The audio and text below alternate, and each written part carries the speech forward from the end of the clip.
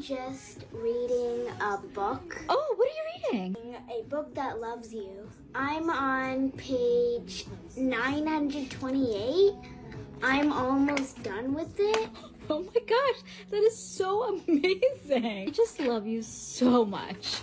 I love you so much, Emma. You are the best. Give me a hug. The funniest thing I've ever heard.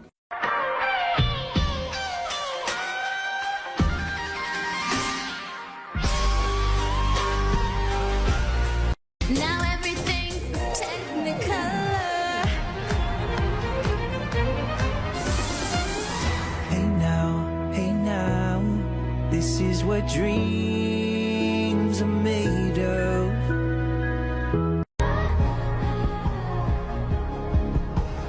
See me in hindsight, tangled up with you all night, burning. Just wanna be young. Secrets I have held in my heart are harder to hide than I thought.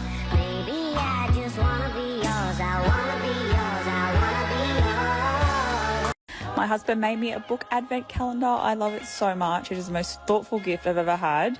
So every day I open a brand new book. So he wrapped 24 books and he numbered them. So this is the first book I opened. It literally is the best gift ever. Was it absolutely necessary to make tiny replicas of the books that I've read over the last year just so that I could put them in a jar and have a visual representation of my own accomplishments for my own validation? No, it was not necessary. Do I regret spending 2.5 hours of my night last night making them? Also, no. They are my favorite thing and I regret nothing. She's the baddest of them all. The baddest of them all.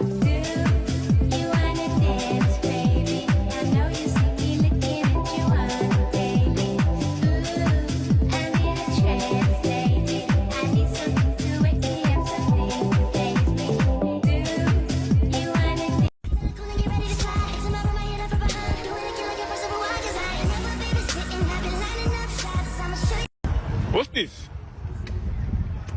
It's an art project. Okay, I like it. Picasso. Yeah, that way. That was like my first, you know.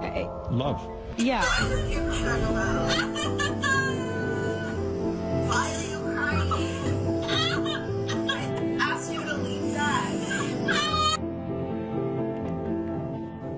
Erupted in such this far away.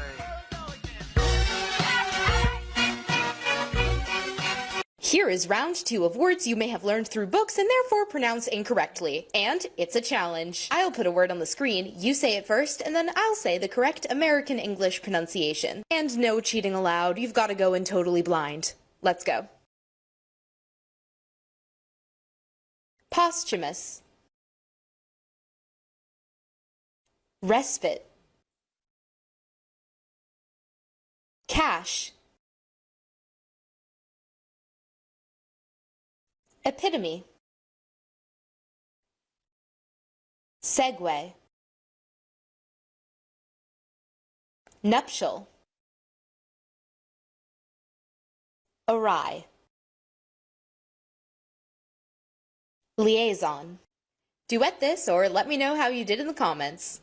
They didn't have November 9th at my Barnes & Noble, so I was really upset, but I decided to do a blind date with a book instead. I discovered that I actually don't like not knowing things, because I was reading through all of these, trying to figure out what they were. This one caught my eye. This one looked like a fun summer romance. Every book did sound really interesting, and I have just been reading a lot of like contemporary romances, so I thought, you know what? Let me try something new. Maybe I'll like it.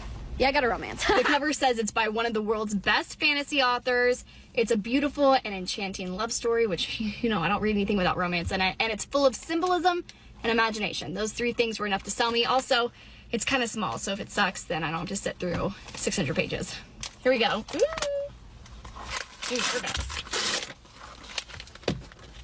A white man, no! Wait, they made this into a movie.